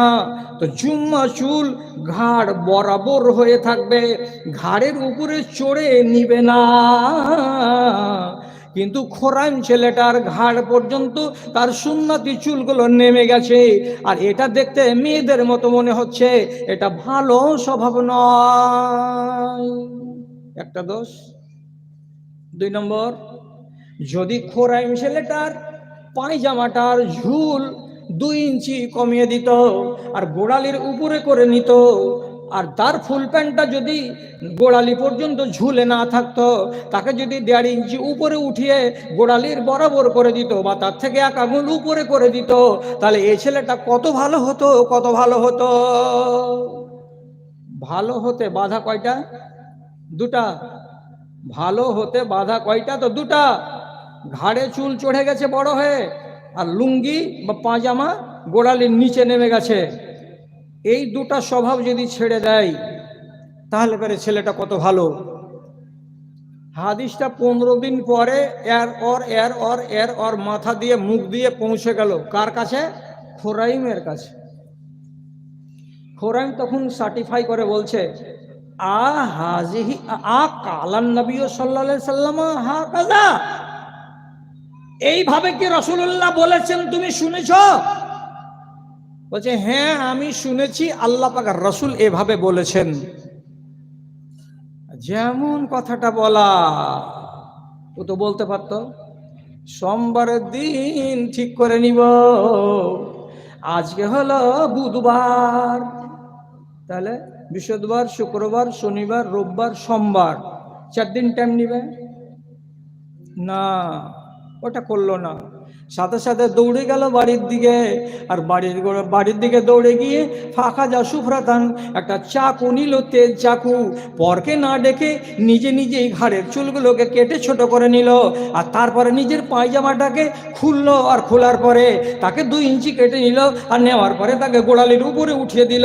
যখন 2টা সংশোধন তার হয়ে গেল, তখন নিজে নিজেই বলছে বাহারে খোরাইম, বাহারে খোরাইম, আহারে খোরাইম, আহারে খোরাইম, তোমার মতো ছেলেটা কত সুন্দর ছেলে, যার ভেতরে একটাও দোষ নাই, একটাও দোষ নাই। ভুল দেখতে পাওয়া গেল, জোহরক্তে বললে তো আসরক্তে মেনে নিল। আর আজ যদি আপনার ভেতরে কোনো ভুল দেখতে পাই, আর আপনাকে যদি আমি সাবধান সজাগ করি, আপনি বলবেন এবার ওয়াজ করে যাও, আগামী বছর আসিও, তারপরে তখন দেখবো ভেবে চিন্তা। কতদিন সময় নেবেন? মাত্র 1 বছর। তাতেও বদলে যাবেন কি? তাতেও হয়তো বদলিবেন কেনা তার কোনো গ্যারেন্টি নাই। তো ভাই জানেরা, গোড়াতে বলেছিলাম, যারা আল্লাহর কথা শুনে আর শোনার পরে তা থেকে মুখ ফিরিয়ে নেয়, এদের মতো বড় অপরাধী আল্লাহর দুনিয়াতে আর কে আছে? আর কেউ নাই। অতএব এই অপরাধীদের সাজা বদলা আমি চুকিয়ে নিতে পারি, এবং আল্লাহ তাআলা নিজে বলছেন যে আমি হলাম কি? বদলা চুকানেওয়ালা, আমাকে আটকাতে কেউ পারবে না। ওয়াজ করবো না, ওয়াজ তো শেষ। কিন্তু আল্লাহর কথাকে অস্বীকার করতে গেলে মুজরিমকে আমি ছেড়ে কথা বলবো না। এর উদাহরণ আপনাকে কি দিব? শেষ করে দিলাম, ওয়াজ আর নাই। আমার ব্যাগ খালি। 1 নম্বর, ফেরাউনকে বলেছিল তার বিবি, সব কথা বলো কিন্তু নিজেকে আল্লাহ বলিও না, সব কথা বলো কিন্তু নিজেকে আল্লাহ বলিও না, এটা আল্লাহ তাআলা মাফ করবে না। দেশের মানুষও বলেছিল কিন্তু সে কাউরি কথা শুনেনি, নিজেকে আল্লাহ বলেছিল। তা আল্লাহ বলার কালে এইভাবে যখন শেষ পর্যন্ত নবী মুসাকে ধাওয়া করে নীল নদীর ওপার যাচ্ছিল, তা আল্লাহ রাস্তা বানিয়েছিলেন নীল নদীতে কার জন্য? তো মুসার জন্য। আর ওই রাস্তাতে নেমে গেল মিলিটারিদেরকে নিয়ে। আর নামার আগে দুয়ারে দাঁড়িয়ে, গেটের কাছে দাঁড়িয়ে বলছে, এই মিশরের লোকেরা, তোরা তো ফেরাউনকে আজ পর্যন্ত চিনতে পারলি না, দেখ নীল নদী ফেরাউনকে আল্লাহ বলে মানে কি মানে না, রাস্তা তৈরি হয়ে আছে রে। আল্লাহ বলছে, যায় দেখ, তোর বাপের রাস্তা না তোর রাস্তা, নেমে দেখ। যেমনি নামলো মাঝখানে, পানি এক হয়ে গেল। যেমনি পানি এক হয়ে গেল, ডুবতে শুরু করলো, চুপুর চুপুর চুপুর চুপুর করে মরল মরল মরল মরল। তো শেষ পর্যন্ত দম চলে গেল।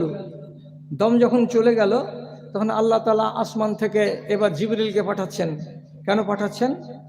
ওই মরবার টাইমে শয়তানের মুখ থেকে একটা কথা বেরিয়েছিল, কথাটা ভালো। কি কইছে কথাটা? আমানতু বিল্লাযী আমানাত বিহি বানু ইসরাঈল, আমি ওই রবের উপরে ঈমান আনলাম যে রবের উপরে সমগ্র বনি ইসরাইল জাতি ঈমান এনেছে। আমি এতদিন আল্লাহ ছিলাম, আজকে রিজাইন দিয়ে দিলাম। হাজি বলছে, আর আল্লাহ নই। আল্লাহকে উপরে আসমানে যিনি আছেন সে। আল্লাহ তাআলা বলছেন, জলদি মুখে কাদা ভর। হারামি যদি আর দু তিনবার বলে দেয়, তা আমি তো আল্লাহ দয়াবান, আমি মাফ করে দিতে পারি। আর এই হারামকে তো মাফ করা যাবে না, বদলা কি করে নিব? তখন আল্লাহ তাআলা বলছেন, তুই তো বিনা শব্দে আর বিনা কথাতে শেষে ওইটুকু বলে দিয়ে তুই কবরে চলে গেলি, তোর সাজাটা কি? আল্লাহ তাআলা কোরআনে বলছেন, ইন্না কি নুনজিকা বেবাদানিকা, আল্লাহ ভুল হয়ে গেল। আল্লাহ তাআলা বলছেন, এ ফেরাউন, তোর মতো জল্লাদকে আমি মাটির উপরে হারাম করেছি, তোকে খাবে না। পানির উপরে হারাম করেছি, তোকে খাবে না। পোকার উপরে হারাম করেছি, তোকে খাবে না। কেন? এই জন্য খাবে না, লিনাজআলাকা আয়াতাল লিমান খালফাকা, তুই মরে যাওয়ার পরে যত দুনিয়াতে মানুষ আসবে সবাইকে জ্ঞানের চোখ দিয়ে দেখতে হবে আর জ্ঞান নিতে হবে, তার জন্য তোকে রেখে দিলাম। তোকে পোকাতে খাবে না, কিছুতেই খাবে না। আল্লাহর সঙ্গে বাকড়ামি করার সাজাটা কি? কেউ যদি জিজ্ঞেস করে, তোকে বলতে হবে, নাম কি তোমার? যে আব্দুর রহমান। অ্যান্ড্রয়েড মোবাইল আছে? যে আছে। জলদি খুলো বাপ, খুলে দাও।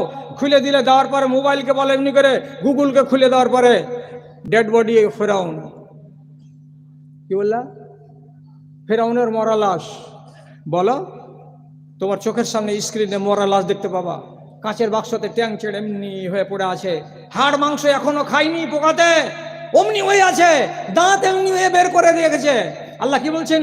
ইন্না নুনাজ্জিকা বিবাদানিকা, তোর মতো খবিসকে আমি বাঁচিয়ে এভাবে রাখবো, পোকাই খাবে না, যাতে সারা জগতের লোক দেখে আর জ্ঞান পায় কি আল্লাহকে যারা বুড়ো আঙুল দেখাবে তার দুর্গতি এরকম হবে।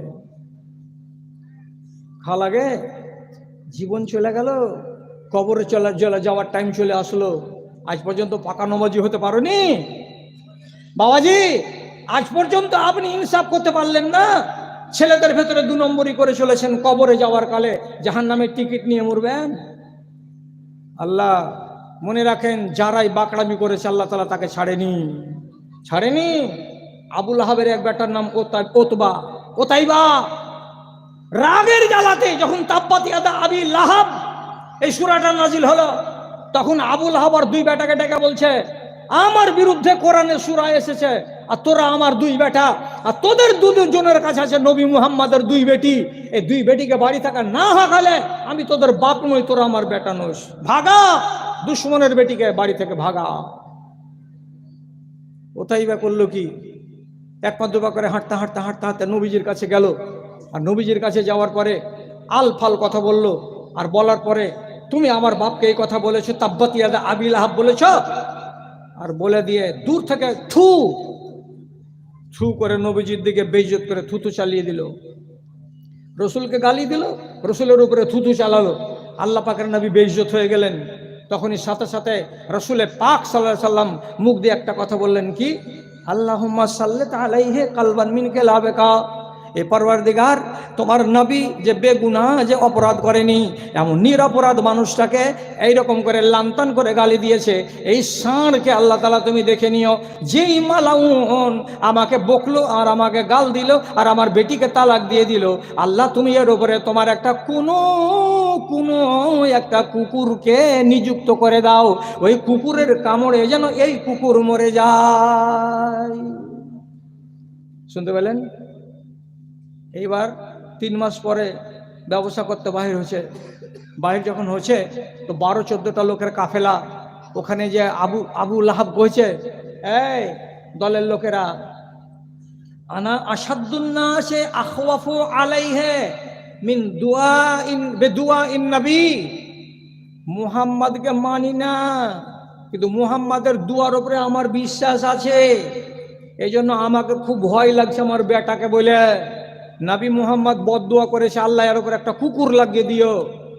এই জন্য বলছি বাপজিরা, তোমরা বিদেশে যাইছো তো যেতে গেলে আমার বেটাকে জীবনে কোনোদিন যাওয়া পর্যন্ত আর বাড়ি আসা পর্যন্ত কিনারাতে ঘুমাতে দিও না। তোমরা চারিদিকে ঘুমাবে আর আমার বেটাকে মাঝখানে করবে।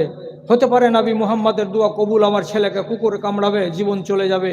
ঠিক আছে চাচা। চলে গেল জোগাতে জোগাতে জোগাতে জোগাতে সিরিয়ার প্রান্তে গিয়ে এক জায়গায় রাতের বেলায় ঘুমিয়েছে।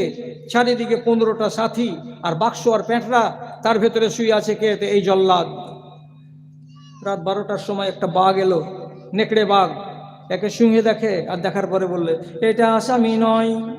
আর একটাকে শুকে দেখে, এটা আসামি নয়। 1 2 3 4 5 6 7 8 করে লোকগুলোকে শুকে শুকে শুকে শুকে দেখলো, কোনোটার সঙ্গে মিলে না। বাঘ বলছে এখানে আসামি আছে তো, আছে তো কোথায়? হঠাৎ করে পেটটার দিকে যদি দেখছে, বাক্সের দিকে যদি দেখছে, তো ছোট ছোট পাগুলো লুকিয়ে লুকিয়ে দেখা যাচ্ছে চাদরের তলা দিয়ে। 1 পা 2 পা করে বাঘ ওখানে গেল, আর যাওয়ার পরে নাক লাগিয়ে যেমনি শুকে দেখা মাত্র মুখটা ঝুঁকিয়ে বলছে, আসামি পাওয়া গেছে। ওইখানে কামড়িয়ে আর ঘাড়ের লতাকে ছিঁড়ে রক্তে লহুলাহান করে বাঘ চলে গেল জঙ্গলে। আবু লাহাবের বেটা সিরিয়ার মাটিতে কুকুরের মৌত মরে গেল। দিয়ে কাফেলা বাড়ি ফিরে এলো, জিজ্ঞেস করছে, আমার বেটা কই? তোমার বেটাকে রাতের বেলায় জঙ্গলের জানোয়ারে কামড়ে লহুলাহান করে মেরে ফেলে দিয়েছে। তখন চুলকাইছে আর বলছে, আমার বেটার নবী মুহাম্মদের সাথে বাকড়ামি করাটা ঠিক হয়নি, এই জন্য নবী মুহাম্মদের যে গালটা তাকে হাড়ে হাড়ে লেগে গেছে। যারাই বাকড়ামি করবে তাকে আল্লাহ তাআলা ছেড়ে কথা বলবেন না। আমি আর আপনি যদি বাকড়ামি করি, হতে পারে বড় কোনো রোগে পড়ব। আমি আর আপনি যদি আল্লাহর বিরুদ্ধাচরণ করি, তো হতে পারে মরবার কালে আমার মুখ দিয়ে কলেমা বের হবে না। আমি আর আপনি যদি আল্লাহ রাব্বুল আলামিনকে ওপেন চ্যালেঞ্জ করি, তাহলে মরবার কালে আমার কষ্ট বেশি হতে পারে, তাড়াতাড়ি জান যাবে না। সকালবেলা থেকে লোক বলছে ফুরিয়ে গেল, কিন্তু আপনি ফুরিয়ে যাচ্ছেন না। বেলা কেটে যাচ্ছে, রাত কেটে যাচ্ছে, নিঃশ্বাস উঠছে না, খালি মরার বাকি আর দেহটা শান্ত হওয়াতে বাকি, কিন্তু মানুষের অপেক্ষার শেষ নেই, আর আপনার জানটা যাবে না। কত রকমের যে আযাব আল্লাহ রাব্বুল আলামিন দুনিয়াতে রেখেছেন, আর সেইগুলো আযাবের মুখামুখি করে আল্লাহ তাআলা বলছেন, আমি অনেকটা মানুষের দুনিয়াতে বদলা চুকিয়ে নি। কেন? যে আমি হলাম এমন জাতের জাত, আমি বদলা চুকাতে অত্যন্ত শক্তিশালী। আমি কাউকে ডাকি না, আমি কাউরি পরোয়া করি না, আমার ইচ্ছা হলেই আমি বদলা চুকিয়ে নিই। আল্লাহর কাছে দোয়া করব, যতটি আমার খালা এখানে বসে আছেন, প্রথমে আর আমার ভাইয়েরা আর আমার বাপেরা, প্রথমে আপনারা মুহসিন মুসলমান হয়ে মরেন। মুহসিন মানে কি?